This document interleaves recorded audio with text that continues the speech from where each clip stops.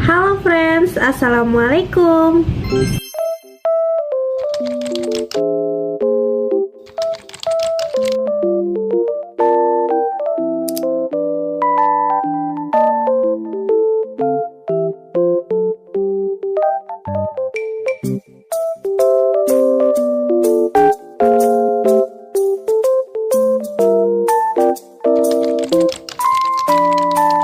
Okay everyone, first of all I want to introduce myself.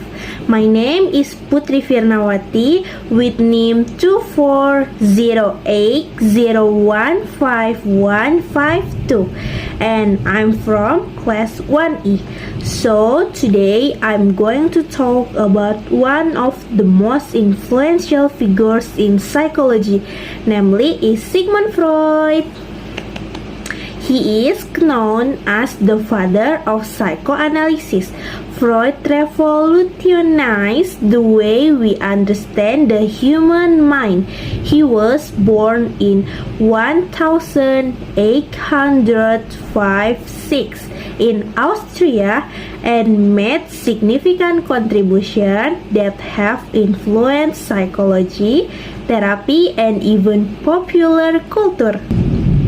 The reason I choose Sigmund Freud because his work on the unconscious mind, dreams, and human behavior remains highly relevant today.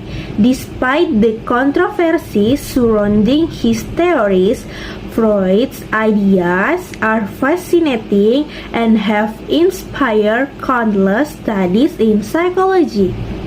So in this video, I will talk about Freud's background, his groundbreaking theories, such as psychoanalysis concept, structure of the mind, unconscious mind, dreams as the royal road, symbolism in dreams, defense mechanism, psychosexual development, Freud's method of therapy, controversies and criticism, relevance today, Freud's legacy in modern psychology, and pop culture Freud. Let's get started. Psychoanalysis concept. Psychoanalysis is both a theory of the mind and a method of therapy developed by Freud. It seeks to explore the unconscious mind, which Freud believed influenced much of our behavior and emotion. Structure of the mind. Freud proposed that the mind is divided into three parts: the id, the ego, and the superego. Number one is the id. The id represents our basic instinct and desire. It operates on the pleasure principle, meaning it seeks immediate gratification regardless of consequence. For example, imagine like you craving chocolate even when you're on strict diet. That's your id at work. Number two is the ego. The ego is the rational part of our mind.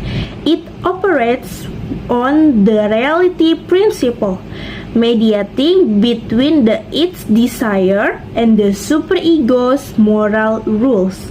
It helps us make decisions that are socially acceptable while satisfying our needs.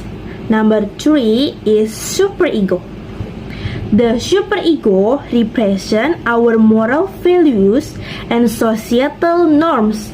It's like an internal judge that tells us what's right and wrong. For example, the guilt you feel after breaking a rule comes from your superego. Here's a simple diagram to illustrate these three components of the mind. The id is impulsive, the ego is practical, and the superego is idealistic. Together, they form the foundation of Freud's psychoanalytic theory. Unconscious mind. Freud believed that the unconscious mind holds hidden desires, fear, and memories that influence our behavior, even if we are not aware of them. For instance, someone might feel anxious without knowing the exact reason, which could be linked to a repressed memory. Dreams as the royal road. Freud famously said, "Dreams are the royal road to the unconscious."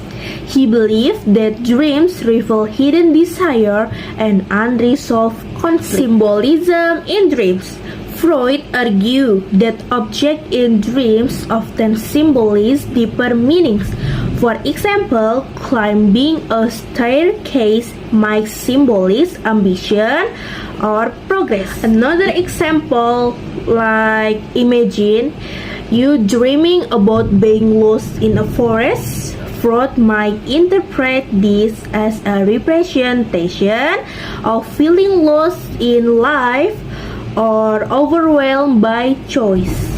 Defense mechanism. Defense mechanisms are unconscious strategies our mind uses to protect us from anxiety or uncomfortable talk. Freud identified several types of defense mechanisms, and here are a few examples. Number one is denial, refusing to accept reality. For instance, someone who denies they have a problem despite clear evidence. Number two is repression, pushing painful memories of thought out of conscious awareness. For example, forgetting a traumatic childhood event. Number three is projection, blaming others for our own feelings or faults. For example, accusing someone of being angry when it's actually you who feel that way. Number four is displacement, redirecting emotion to a safer target. For example, yelling at a friend because you're frustrated with your boss. These defense mechanisms help us cope with stress and conflict, but overusing them can lead to unhealthy patterns. Psychosexual development. Freud is also famous for his theory of psychosexual development, which explains how personality develops through 5 stages in childhood. Number one is oral stage, 0 until 1 year old. In this stage, infants derive pleasure from oral activities like sucking and beating. If unresolved, it could lead to oral fixation like overeating or smoking in adulthood. Number 2 is anal stage, 1 until 3 years old. The focus here is on potty training. A child learns to control bodily function, and this stage can influence whether they become overly controlling. We can call it anal retentive, or to disorganize, we can call it anal expulsive. Number 3 is phallic stage, 3 until 6 years old. Freud introduced the Oedipus complex during this stage, where children feel a subconscious attraction to the opposite sex parent and rivalry with the same sex parents. Number 4 is latency stage, 6 until 12 years old. In this stage, sexual impulses are suppressed and children focus on developing social skills. Number 5 is genital stage, 12 plus years old. This is the stage of maturity where individuals develop strong romantic and social bonds. Freud method of therapy. Freud's psychoanalytic therapy introduced groundbreaking technique to explore the unconscious mind. Number 1 is free association. Patients are encouraged to speak freely about their thoughts, allowing hidden memories and feelings to surface. Number 2 is dream analysis. Analyzing dreams to uncover the unconscious mind. Freud believed dreams had both manifest content, or the actual event in the dream, and latent content, or the hidden meaning. Number 3 is transference. Patients transfer feelings from past relationships into the therapist, which help reveal unresolved conflict, controversies, and criticism. Freud theories have sparked significant debate over the years. Number 1 is criticism of Oedipus complex. Many believe the Oedipus complex is culturally specific and not universally applicable. Number 2 is lack of empirical evidence. Freud methods like dream analysis are difficult to test scientifically. However, even critics acknowledge Freud's contribution in pioneering discussion about unconscious mind and therapy. Relevance today. Freud's work reminds us of the importance of understanding the hidden aspects of our mind and how they shape our life. His legacy lives on in modern psychotherapy and cultural thought. Freud's legacy in modern psychology. Despite controversies, Freud's influence is undeniable. Many modern therapies, such as psychodynamic therapy, are built upon his idea. His work also paved the way for exploring the complexities of human emotion and motivation. Pop culture. Freud's theories have transcended psychology, appearing in movies, literature, and art.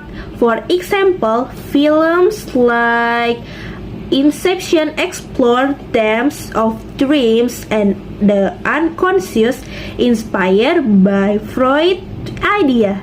Many books and works of art use Freud symbolism to depict deeper meanings and conflict.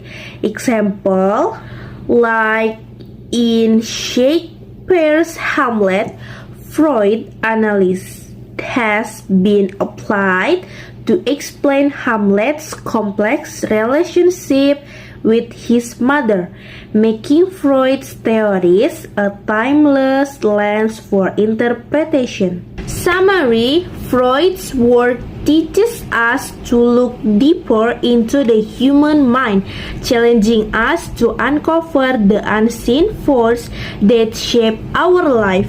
As he once said, "Unexpressed emotion will never die. They are buried alive and will come forth later in uglier ways." Okay, in summary, Sigmund Freud's theories on the unconscious mind, dreams, and defense mechanism have had a profound impact on psychology. While some of his ideas are controversial, they remain influential and continue to spark discussion in both academic and popular contexts. So guys, I also have some additional material to share. Let's discuss it together. Freud's impact on modern psychology. Freud's influence goes beyond his lifetime and has shaped modern psychology practice. Number 1 is clinical psychology. Techniques like psychoanalytic and psychodynamic therapy are direct result of Freud's work. Number 2 is personality psychology. Freud's structural theory inspired the development of personality studies such as the Big Five traits.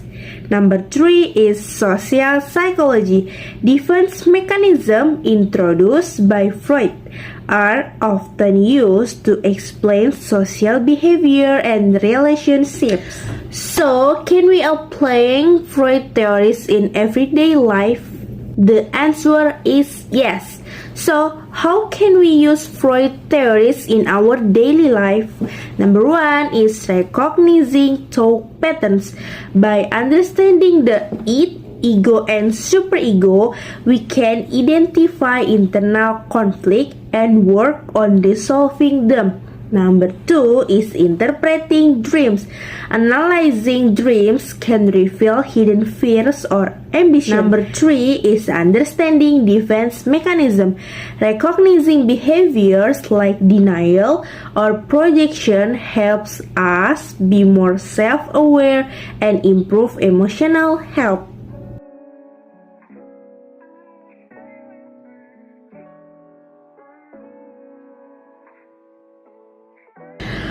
Okay, this is the ending of this video. Thank you for watching. I hope you can learn something new about Sigmund Freud and his contribution to psychology.